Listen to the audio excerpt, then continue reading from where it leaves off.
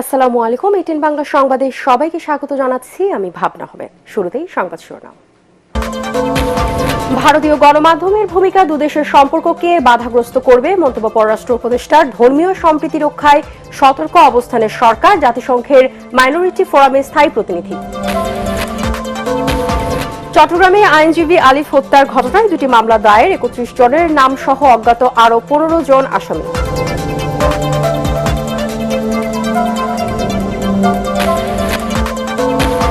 জনগণের প্রতিনিধির হাতে ক্ষমতা তুলে দিতে সরকার সংকল্পবদ্ধ, জানালেন ধর্ম উপদেষ্টা। পতিত স্বৈরাচারের ষড়যন্ত্র ব্যর্থ করতেই দ্রুত নির্বাচন আয়োজন জরুরি, বলছে বিএনপি।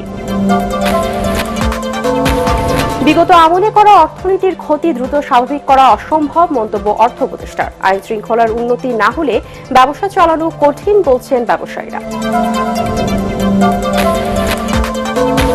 এবং এবারের হজ প্যাকেজের খরচ কমানোতে শুভঙ্করের ফাঁকি রয়েছে, মনে করে এজেন্সিগুলো। বাড়তি চাপ পড়বে সাধারণ হজ যাত্রীদের উপর।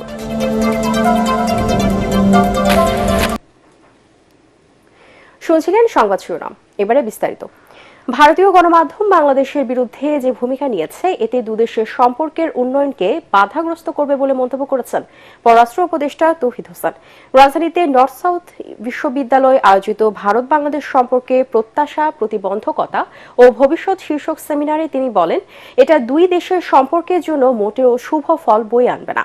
ভারত প্রভাব বিস্তারের চেষ্টা করবে, এটাই স্বাভাবিক, মন্তব্য করে উপদেষ্টা বলেন, এই অপচেষ্টা মোকাবেলায় জাতীয় ঐক্যের কোনো বিকল্প নেই। দুই দেশের সম্পর্ক এমন হবে যাতে উভয়ই লাভবান হয়, এমন আশাবাদ ব্যক্ত করেন এই উপদেষ্টা। ভারতীয় মিডিয়া যে ভূমিকা নিয়েছে এটা কোনো অবস্থাতেই দুটো দেশের মধ্যে স্বাভাবিক সম্পর্ক প্রতিষ্ঠার জন্য সহায়ক না, প্রতিবন্ধক। এটা একটা তারা কেন করছে তারা ভালো বলতে পারবেন। এখানে আমার মনে হয় আমাদের মিডিয়ার একটা ভূমিকা নেওয়া প্রয়োজন আছে। আমি বলি না যে ভারতীয় মিডিয়াকে ফলো করুন, না, ওইরকম রিয়াকশন আমরা চাই না, কিন্তু তারা যে ভারতীয় মিডিয়াতে যেসব মিথ্যাচার হচ্ছে সেগুলিকে তুলে নিয়ে আসা। যে কোনো মূল্যে ধর্মীয় সম্প্রীতি রক্ষার ব্যাপারে অন্তর্বর্তী সরকার সতর্ক অবস্থানে রয়েছে। সংখ্যালঘু সম্প্রদায়ের সদস্য সহ দেশের প্রত্যেক নাগরিকের নিরাপত্তা ও সুরক্ষা নিশ্চিত করা এই সরকারের প্রধান লক্ষ্য বলে জানিয়েছেন জাতিসংঘে বাংলাদেশের স্থায়ী প্রতিনিধি তারেক মোহাম্মদ আরিফুল ইসলাম। সুইজারল্যান্ডের জেনেভায় 2 দিনের জাতিসংঘের সংখ্যালঘু বিষয়ক ফোরামের 17তম অধিবেশনে তিনি আরও বলেন, বাংলাদেশের মানুষ যখন ধর্মীয় সম্প্রীতির গৌরবজনক উদাহরণ তৈরি করেছে, তখন সংখ্যালঘু নির্যাতন নিয়ে কিছু কুচক্রী মহল ভুয়া, মিথ্যা ও অতিরঞ্জিত প্রতিবেদন প্রকাশ করছে, যা পরবর্তী সময়ে অপপ্রচার বলে উন্মোচিত হয়েছে। ফোরামে কয়েকজন প্রতিনিধি বাংলাদেশে সংখ্যালঘুদের উপর নির্যাতন হচ্ছে বলে অভিযোগ করেন। বাংলাদেশ সম্মিলিত সনাতনী জাগরণ জোটের মুখপাত্র চিন্ময় কৃষ্ণ দাস ব্রহ্মচারীর গ্রেপ্তার নিয়েও অভিযোগ করা হয়। এর জবাবে বাংলাদেশের স্থায়ী প্রতিনিধি এসব কথা বলেন। পররাষ্ট্র মন্ত্রণালয় প্রেরিত এক সংবাদ বিজ্ঞপ্তিতে এই তথ্য নিশ্চিত করা হয়েছে। কলকাতায় বাংলাদেশের জাতীয় পতাকা অবমাননার ঘটনায় নিন্দা জানিয়ে বিবৃতি দিয়েছে পররাষ্ট্র মন্ত্রণালয়। এতে বলা হয়, বাংলাদেশের ডেপুটি হাইকমিশনের বাইরে বৃহস্পতিবার বিকেলে বঙ্গীয় হিন্দু জাগরণ নামে একটি সংগঠন সহিংস বিক্ষোভ করে। এ সময় তারা বাংলাদেশের জাতীয় পতাকার অবমাননা এবং প্রধান উপদেষ্টার কুশপুত্তলিকা পুরায়। এসব ঘটনায় বাংলাদেশের সরকার গভীর উদ্বেগ ও তীব্র নিন্দা জানায়। পরিস্থিতি বর্তমানে নিয়ন্ত্রণে আছে বলে মনে হলেও ডেপুটি হাইকমিশনার সদস্যরা নিরাপত্তাহীনতায় ভুগছে বলেও বিবৃতিতে জানানো হয়। একই সাথে ভবিষ্যতে যেন এই ধরনের ঘটনা না ঘটে সেজন্য প্রয়োজনীয় ব্যবস্থা নিতে ভারত সরকারের প্রতি আহ্বান জানানো হয়। চট্টগ্রামে আইনজীবী সাইফুল ইসলাম আলিফ হত্যার ঘটনায় 3 দিন পর 2টি মামলা করেছেন নিহতের স্বজনেরা। শুক্রবার দিবাগত রাতে চট্টগ্রাম কোতোয়ালি থানায় সাইফুল ইসলামকে হত্যার ঘটনায় তার বাবা জামাল উদ্দিন ও আদালত প্রাঙ্গণে আইনজীবীদের উপর হামলা ভাঙচুরের অভিযোগ তার ভাই বাদী হয়ে মামলা 2টি করেন বলে জানিয়েছে পুলিশ আরও জানায়, হত্যা মামলা 31 জনের নাম উল্লেখ সহ অজ্ঞাত আরও 10 থেকে 15 জনকে আসামি করা হয়েছে। এছাড়া আদালত প্রাঙ্গণে আইনজীবীদের উপর হামলা ভাঙচুরের অভিযোগে 116 জনের নাম উল্লেখ সহ অজ্ঞাত 400 থেকে 500 জনের বিরুদ্ধে আরও একটি মামলা দায়ের করেছেন আইনজীবী আলিফের বড় ভাই খানে আলম। এদিকে 26 নভেম্বর আদালতে ইসকন ও চিন্ময় কৃষ্ণ দাসের অনুসারীদের পুলিশের কাজে বাধা ও হামলার ঘটনায় 3টি মামলা দায়ের হয়েছে। নিহতের ইস্যুকে কেন্দ্র করে এখন পর্যন্ত কোতোয়ালি থানায় আমাদের মোট 5টি মামলা রুজু হয়েছে। এর মধ্যে পুলিশের বাদী হয়ে এখানে 3টি মামলা রুজু হয়েছে এবং নিহতের পরিবার বাদী হয়ে মোট 2টি মামলা রুজু করেছে। এই সকল মামলাতে আমাদের এখন পর্যন্ত 39 জন গ্রেপ্তার আছেন। ভিডিও ফুটেজ বিশ্লেষণ করে সরাসরি হত্যায় জড়িত ছিল এমন 3 জনকে আমরা ইতিমধ্যেই গ্রেপ্তার করেছি। বাকিদেরকেও শনাক্ত এবং গ্রেপ্তারের জন্য আমাদের যে আইনি প্রক্রিয়া সেটা অব্যাহত রয়েছে। যত দ্রুত সম্ভব অন্তর্বর্তী সরকার নির্বাচনের আয়োজন করবে বলে জানিয়েছেন ধর্ম বিষয়ক উপদেষ্টা ডক্টর আ.ফ.ম. খালেদ হোসেন। তিনি বলেন, এরই মধ্যে কমিশন গঠন হয়েছে নির্বাচনের জন্য প্রয়োজনীয় সব কাজ এগিয়ে নেওয়া হচ্ছে বলেও জানান তিনি। রাজধানী ডিপ্লোমা ইঞ্জিনিয়ার্স ইনস্টিটিউশনে বাউফল ফাউন্ডেশনের সংবর্ধনা অনুষ্ঠানে তিনি বলেন, হজের খরচ আরও কমানোর চেষ্টা করছে সরকার। রিপোর্ট করছেন আদ্দিন সজীব।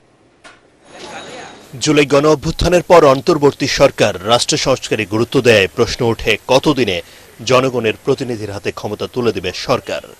তবে ভোটের পথে যে এগুচ্ছে দেশ তা স্পষ্ট হয় 3 মাসে সার্চ কমিটি আর 3.5 মাসে নির্বাচন কমিশন গঠনের পরই। প্রধান উপদেষ্টা মহোদয় যে তারিখ ঘোষণা করবেন সেই তারিখে আগামী নির্বাচন অনুষ্ঠিত হবে। ধর্ম উপদেষ্টা জানালেন, আগামীতে যারা দেশ পরিচালনা করবেন তাদের পথ সুগম করতে যত দ্রুত সম্ভব নির্বাচন দিবে সরকার। পলিটিক্যাল কালচার আমরা হারিয়ে ফেলেছিলাম, আমরা এটাকে ফিরিয়ে আনতে চাই। জনগণ তার পছন্দের প্রার্থীকে ভোট দিয়ে যাদেরকে নির্বাচিত করবেন, যারা ম্যান্ডেট পাবেন, আমরা তাদের হাতে ক্ষমতা হস্তান্তর করব। আমরা ক্ষমতা ধরে রাখতে আসি নাই, আমরা আগামী দিনে যারা আসবেন রাষ্ট্র চালাবেন তাদের জন্য পথ সুগম করতে এসেছি। ল অ্যান্ড অর্ডার প্রতিষ্ঠিত হতে হয়, না হলে নির্বাচন দেওয়া যাবে না। এগুলো করে as early as possible. Bauphal ফাউন্ডেশনের আয়োজনে চট্টগ্রামে শহীদ আইনজীবী সাইফুল ইসলামের পরিবারকে 1 কোটি টাকা সহায়তা দেওয়ার আশ্বাস দিয়ে তিনি বলেন, হত্যাকারীদের ছাড় দেয়া হবে না। অপরাধী যারা তাদের ছাড় দেওয়া হবে না। একটা চক্র চেয়েছিল একটা সহিংসতা, দাঙ্গা হাঙ্গামা তৈরি করার জন্য, কিন্তু আপনারা ধৈর্যের পরিচয় দিয়েছেন। হজের জন্য যতটা সম্ভব খরচ কমানো হয়েছে জানিয়ে ধর্ম উপদেষ্টা বলেন, হজযাত্রা আরো সহজ করতে চেষ্টায় আছে সরকার। আমরা আন্তরিকভাবে চেষ্টা করে যাচ্ছি যাতে ভাড়া সহনশীল হয়। আদ্দিন সজীব, এটিএন বাংলা, ঢাকা। জনপ্রত্যাশা পূরণে নির্বাচন কেন্দ্রিক সংস্কার শেষ, দ্রুত ভোট দেওয়ার দাবি জানিয়েছেন বিএনপি স্থায়ী কমিটির সদস্য খন্দকার মোশাররফ হোসেন। তিনি বলেন, বাকি সংস্কার জনগণের নির্বাচিত সরকার এসে সম্পন্ন করবে। জাতীয় প্রেস ক্লাবে মানবাধিকার ও গণতন্ত্র শীর্ষক আলোচনা সভায় তিনি এসব কথা বলেন। তিনি আরো বলেন, পতিত স্বৈরাচার দেশে যে বিশৃঙ্খলা বিভক্তি সৃষ্টির চেষ্টা করছে তা ব্যর্থ করতেই অন্তর্বর্তী সরকারকে দ্রুত নির্বাচন আয়োজন জরুরি বলেও জানান তিনি। অন্যদিকে নির্বাচনের রোডম্যাপ ঘোষণার দাবিতে আয়োজিত সমাবেশে আওয়ামী দোসরদের বিরুদ্ধে কঠোর হওয়ার আহ্বান জানান বিএনপি চেয়ারপারসনের উপদেষ্টা জৈনুল আবদিন ফারুক। এদেশের ছাত্র জনতা গত 16 বছর যাবৎ আন্দোলন করে এই জুলাই আগস্ট মাসে চূড়ান্তভাবে গণ অভ্যুত্থান সৃষ্টি করে আজকে যে সরকারকে প্রতিষ্ঠিত করেছে, সেই সরকারের দায়িত্ব এই সকল ষড়যন্ত্রকে ধূলিসাৎ করে দিয়ে এদেশে এমন একটি নির্বাচন দেওয়া, যেই নির্বাচনে জনগণ তাদের নিজের ইচ্ছা মতো পছন্দ মতো লোককে স্বাধীনভাবে ভোট দিতে পারবে। বাংলাদেশের মানুষ আপনার সাথে আছে। ওই প্রেতাত্মারা সংখ্যায় খুবই কম, টাকার সংখ্যা তাদের বেশি, কিন্তু মানুষের সমর্থন তাদের নাই। আজকে আপনার ভয়ের কোনো কারণ নাই।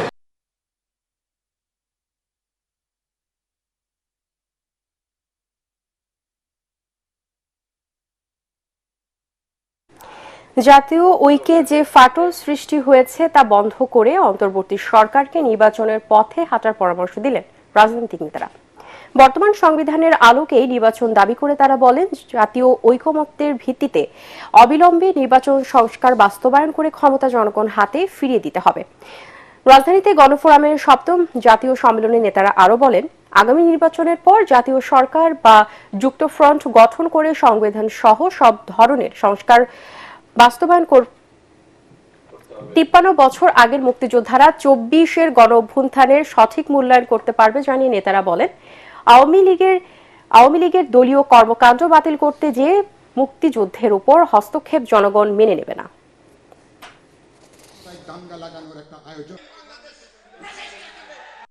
যারা বলে যে আমরা চলে গেলে আর সংস্কার হবে না, আমি বলতে চাই তারাও জনগণের শক্তিতে বিশ্বাস করে না। জনগণের উপরে যদি আস্থা থাকতো তাহলে জনগণের মত প্রকাশের অধিকার এবং সুযোগ সেইটাকে নিশ্চিত করে সংস্কারের দায়িত্ব তাদের হাতে দিয়ে দেওয়ার একটা পার্মানেন্ট সিস্টেম এই দেশে যদি যাতে চালু হয় সেইটার চেষ্টা করত।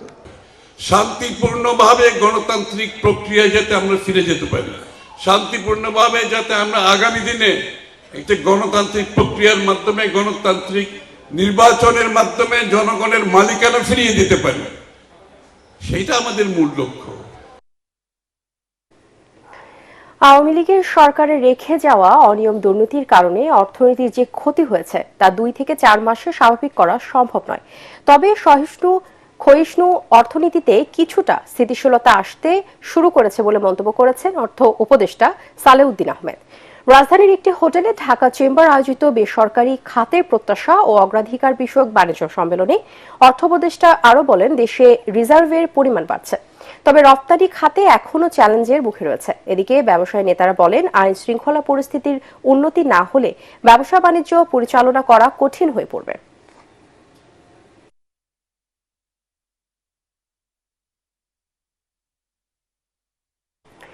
বিএনপির ভারপ্রাপ্ত চেয়ারম্যান তারেক রহমানের সাথে দেখা করতে লন্ডনের উদ্দেশ্যে রওনা হয়েছেন দলের মহাসচিব মির্জা ফখরুল ইসলাম আলমগীর। সকালে হযরত শাহজালাল আন্তর্জাতিক বিমানবন্দর থেকে একটি ফ্লাইটে যুক্তরাজ্যের উদ্দেশ্যে ঢাকা ছেড়েছেন তিনি। এ সময় স্ত্রী রাহাত আরা বেগমও তার সাথে ছিলেন।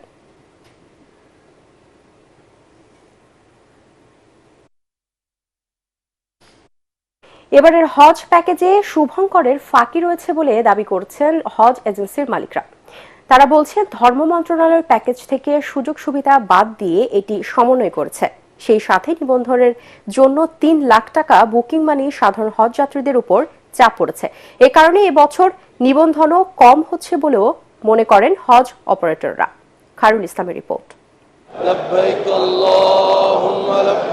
সরকারি ও বেসরকারিভাবে এবার বাংলাদেশ থেকে হজের জন্য সুযোগ পাবেন 1,27,198 জন মুসল্লি। চাঁদ দেখা সাপেক্ষে এবার পবিত্র হজ অনুষ্ঠিত হবে 2025 সালের 5 জুন। গত 30 অক্টোবর হজ প্যাকেজ ঘোষণা করে ধর্ম মন্ত্রণালয়।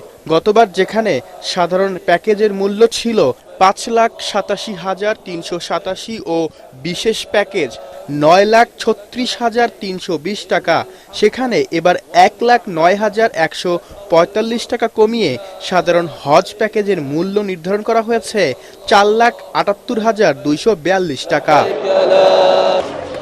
হজ এজেন্সির মালিকরা বলছেন, এবারের হজ প্যাকেজ নিয়ে রয়েছে নানা বিতর্ক। বয়োবৃদ্ধ হজযাত্রীগুলো যায়, ওনারা সবসময় একটা মানসিক ওনাদের মধ্যে আকাঙ্ক্ষা থাকে যে আমরা যেন 5 ওয়াক্ত নামাজ হারামে পড়তে পারি।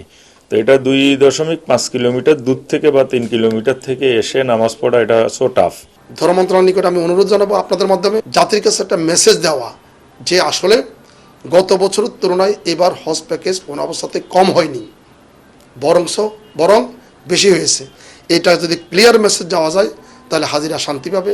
সরকারের এমন প্যাকেজ ঘোষণা এই খাতকে অস্থিরতা বাড়াবে বলেও সংখ্যা বেসরকারি হজ অপারেটরদের। আশঙ্কা করতেছি এবার হয়তো আমাদের অনেক কোটাই অপূর্ণ থেকে যাবে। হাজিদের সাড়া তুলনামূলকভাবে গত বছরের চাইতেও কম পরিলক্ষিত হইতেছে। 3 লক্ষ টাকা দিয়ে প্যানেল নিবন্ধন করতে হবে। কেন 3 লক্ষ টাকা দিতে হবে? সেটা গভর্নমেন্ট তো 1 লাখ টাকা দিয়েও নিবন্ধনটা করতে পারতো। বিশেষ একটা প্যাকেজ করেছি আমরা 6,99,000 টাকা। যারা কম দূরত্বের মধ্যে থেকে একটু ভালো থেকে হজ করবেন তাদের জন্য সেই প্যাকেজটা। সরকারের যেটা সর্বনিম্ন প্যাকেজ আছে 4,83,000 টাকা, এটার সাথে খাবার টাকা 40,000 যোগ করে আমরা 5,23,000 টাকা এই প্যাকেজটা ঘোষণা করেছি। এবছর হজ নিবন্ধনের সময়সীমা 15 ডিসেম্বর পর্যন্ত বাড়ানো হলেও প্রত্যাশা অনুযায়ী নিবন্ধন হবে না বলে আশঙ্কা এজেন্সি মালিকদের। খায়রুল ইসলাম, এটিএন বাংলা, ঢাকা। হাজারীবাগে চাঞ্চল্যকর চিকিৎসক হত্যা মামলার রহস্য উদ্ঘাটন করেছে পুলিশ। এ ঘটনায় 3 জনকে আটক করেছে আইন শৃঙ্খলা বাহিনী। দুপুরে ডিএমপি মিডিয়া সেন্টারের সংবাদ সম্মেলনে একথা জানান রমনার ডিসি মাসুদ আলম। পুলিশ বলছে, বকেয়া বাড়ি ভাড়া ও অর্থ লুট করতেই হত্যা করে দুষ্কৃতিকারীরা।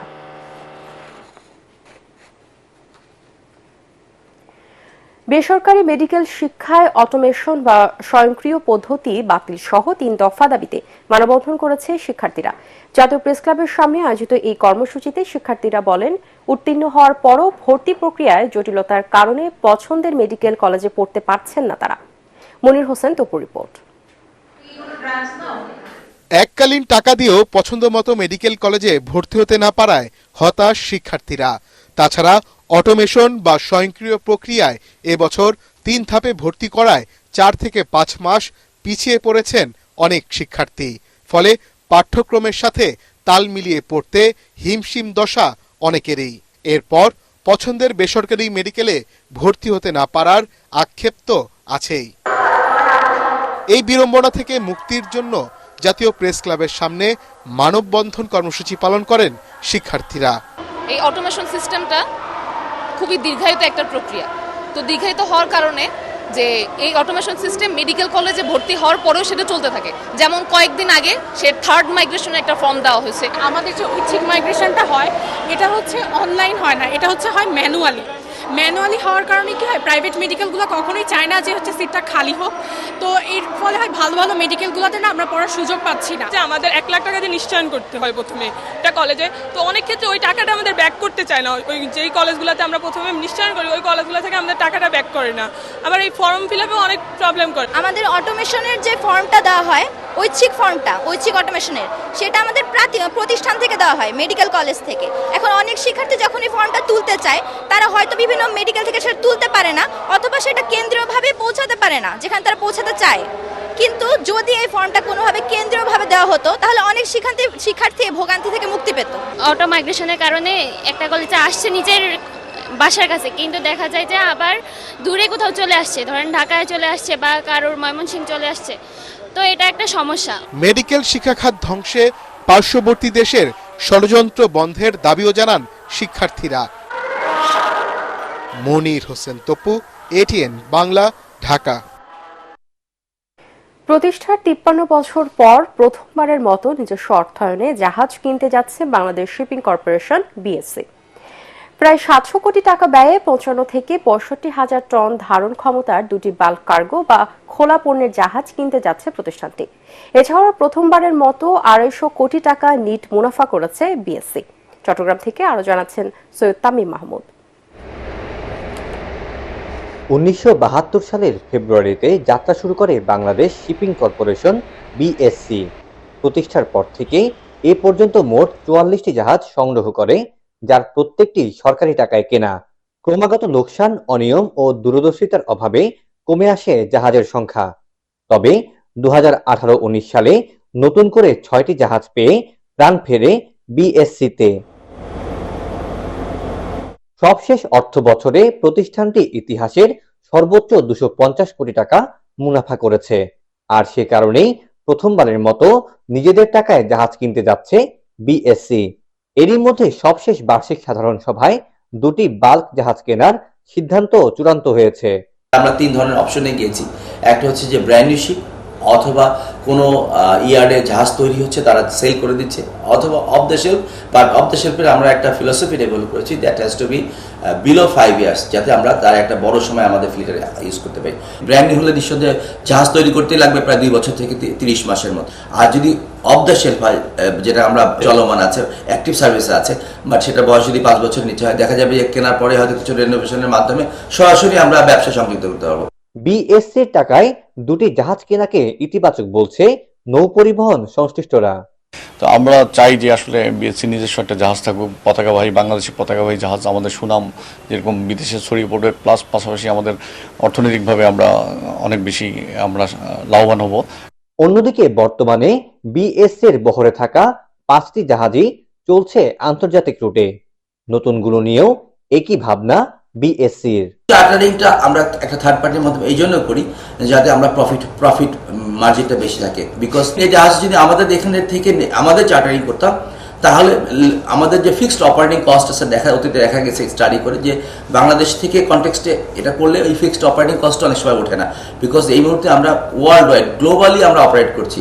যখন নিজেরা চার্টারিং করছি দেখা গেছে যে আমাদের রুট খুব লিমিটেড হয়, যেটা আমাদেরকে অনেক সময় লসের দিকে নিয়ে যায়।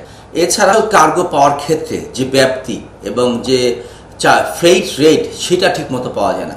এদিকে সরকারি অর্থায়নে জাহাজ কেনার পর এবারই প্রথম সরকারকে 475.25 কোটি ঋণের প্রথম কিস্তির টাকা পরিশোধ করেছে বিএসসি। সৈয়দ তামিম মাহমুদ, এটিএন বাংলা, চট্টগ্রাম। জৈব সার উৎপাদন করে সাড়া ফেলেছে রংপুরের এক নারী উদ্যোক্তা। প্রাকৃতিক উপকরণ ব্যবহার করে তৈরি এই জৈব সার চাহিদা মেটাচ্ছে আশপাশের জেলার কৃষককে। স্থানীয় কৃষি বিভাগ জানায় এই সার ব্যবহার খাদ্য উৎপাদনে যেমন নিরাপদ, তেমনি ফসল আবাদে খরচও আসে কমে। রংপুর থেকে মাহবুবুল ইসলামের রিপোর্ট, জানাচ্ছেন ফারহিন ইসলাম টুম্পা। পড়াশোনা কৃষি নিয়ে, করেছেন ডিপ্লোমা। লেখাপড়া শেষ করে সেই অভিজ্ঞতা কাজে লাগানোর আগ্রহ থেকে শুরু করলেন সার উৎপাদন। এরপর আর পেছনে ফিরে তাকাতে হয়নি জিন্নাতুল ফেরদৌসকে। 5 বছর আগে স্বামী তাজরুল ইসলামকে সাথে নিয়ে শুরু করেন ট্রাইকো কম্পোস্ট ও ভার্মি কম্পোস্ট উৎপাদন। সহযোগিতায় এগিয়ে আসে কৃষি বিভাগ, দেয় অর্থ সহায়তা। এখন তার খামারে প্রতি বছর 6,000 টনের বেশি জৈব সার এবং 4,000 লিটারের বেশি নির্যাস তৈরি হচ্ছে। সারের কাঁচামাল যোগানের জন্য পাশেই গড়ে তোলা হয়েছে গবাদি পশুর খামার। এই এলাকায় জনপ্রিয়তা অর্জন করছে, ফসল অনেক ফলন বৃদ্ধি পেয়েছে এবং রোগ বালাই থেকে মুক্ত এবং বিষমুক্ত খাদ্য নিয়ন্ত্রণ করার জন্য এই ট্রাইকোলেসেট আমি ব্যবহার করি। উদ্যোক্তা জিন্নাতুল জানালেন, বছরে খামার থেকে তার আয় হচ্ছে 25 থেকে 30 লাখ টাকা। সরকারি সহায়তা পেলে আরও পরিসর বাড়িয়ে উত্তরাঞ্চল জুড়ে কৃষি উৎপাদনের ক্ষেত্রে অবদান রাখার স্বপ্ন দেখেন তিনি। এই প্রকল্পটি আমার এই এলাকায় এবং উত্তরবঙ্গের চাহিদা অনেকটাই পূরণ করতে পারবে। আর এটি বিষমুক্ত ফসল, মাটির উর্বরতা, মাটির ধারণ ক্ষমতা রক্ষা, প্লাস রাসায়নিক সার, বিশেষ করে ফসল উৎপাদনে যে ব্যয়টা লাগে সেটা অনেকটাই, প্রায় 40 থেকে 60% কমাই দেয় এই ট্রাইকো কম্পোস্ট বা জৈব সার। উদ্যোক্তাদের সব ধরনের সহযোগিতার আশ্বাস উপজেলা কৃষি অফিসের। মহিলা কিছু শ্রমিক কাজ করে যাচ্ছেন, তারা কর্মসংস্থানের সুযোগ পেয়েছেন। পাশাপাশি এই এলাকায় জৈব সার উৎপাদনের একটা জনপ্রিয়তা বেড়েছে এবং আমাদের এই উদ্যোক্তাকে ওনাকে অনুসরণের মাধ্যমে আরও কিছু কৃষক এই ভার্মি কম্পোস্ট, ট্রাইকো কম্পোস্ট উৎপাদনে উৎসাহিত হচ্ছে। শুধু কৃষকদের সারের চাহিদা মেটানো নয়, এই খামার কাজের সুযোগ করে দিয়েছে স্থানীয় দরিদ্র মানুষের, খুলে দিয়েছে আয়ের পথ। Bureau report, ATN Bangla. এবারে আল আরফা ইসলামী ব্যাংক অর্থ সংবাদ।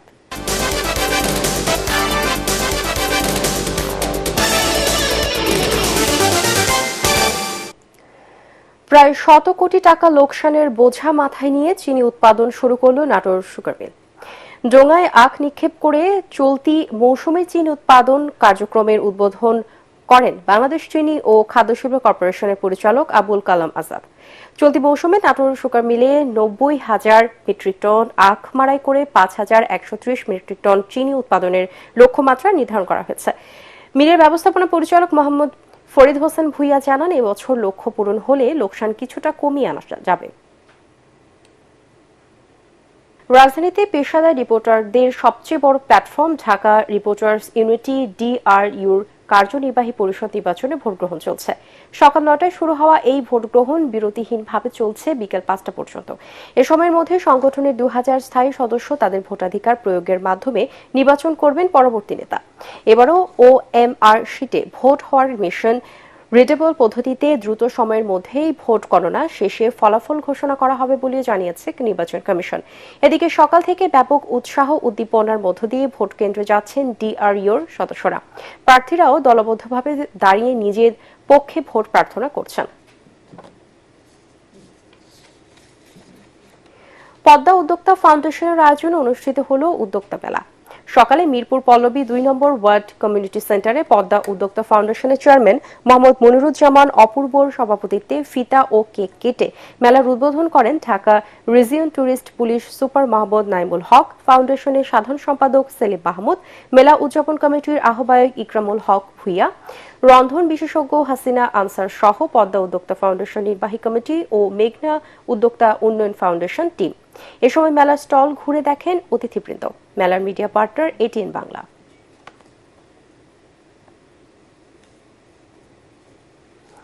এবারে পার্টেক্স খেলার খবর।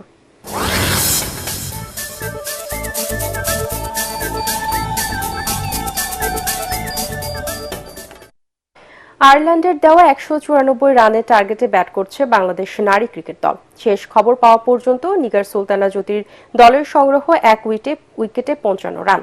এর আগে মিরপুর শেরেবাংলা স্টেডিয়ামে টস জিতে ব্যাটিং করে ৬ উইকেটে ১৯৩ রানে থামে আয়ারল্যান্ডের ইনিংস। দলের পক্ষে সর্বোচ্চ ৬৮ রান করেন হান্টার।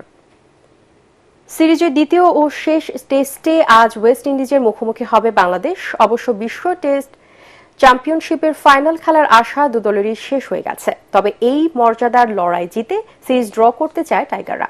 স্বাগতিক ওয়েস্ট ইন্ডিজের ফেভারিট ভেন্যু জামাইকার এই সাভাইনা পার্কে ৩ বছরের বেশি সময় পর টেস্ট খেলা হচ্ছে। পাকিস্তানে ২-০ ব্যবধানে হারানোর পর টানা ৫ টেস্টে পরাজয় বাংলাদেশ দলের মনোবলকে একেবারে তলানিতে নিয়ে গেছে। পেসাররা বোলিংয়ে কিছুটা ভালো করলেও ভঙ্গুর ব্যাটিং টাইগারদের আশাবাদী করতে পারছেন না। বাংলাদেশ সময় রাত ৯টায় শুরু হবে ম্যাচটি। টানা দ্বিতীয় ম্যাচে জোড়া গোল করলেন পর্তুগিজ মহাতারকা ক্রিস্টিয়ানো রোনালদো। তাতে আল গারাফার পর আল দামাককেও হারালো আল নাসর। সৌদি প্রো লিগে শুক্রবার রাতে দামাককে ২-০ গোলে হারায় আল নাসর। ২ অর্ধে একটি করে গোল করেন রোনালদো। নিজেদের মাঠে খেলার ১৭ মিনিটে পেনাল্টি গোলে দলকে এগিয়ে নেন পর্তুগিজ ফরওয়ার্ড। ৫৬ মিনিটে ১০ জনের দলে পরিণত হয় দামাক। সেই সুযোগে ৭৯ মিনিটে সতীর্থের কাছ থেকে বল পেয়ে নিজের এবং দলের দ্বিতীয় গোলটি করেন রোনালদো। এতে ৩৯ বছর বয়সী রোনালদোর ক্যারিয়ারের মোট গোল হল ৯১৫টি। এবছরে ৫০ ম্যাচে তার গোল সংখ্যা ৪২টি। এই জয়ে ১২ ম্যাচে ২৫ পয়েন্ট নিয়ে লিগ টেবিলের ৩-এ এখন আল নাসর। শেষ করার আগে সংবাদ শিরোনামগুলো জানিয়ে দিব আরো একবার। ভারতীয় গণমাধ্যমের ভূমিকা দুদেশের সম্পর্ককে বাধাগ্রস্ত করবে মন্তব্য পররাষ্ট্র উপদেষ্টা। ধর্মীয় সম্প্রীতি রক্ষায় সতর্ক অবস্থানে সরকার। জাতিসংঘের মাইনরিটি ফোরামে স্থায়ী প্রতিনিধি। চট্টগ্রামে আইনজীবী আলিফ হত্যার ঘটনায় আরো ২টি মামলা দায়ের। ৩১ জনের নাম উল্লেখ সহ অজ্ঞাত ১৫ জন আসামি।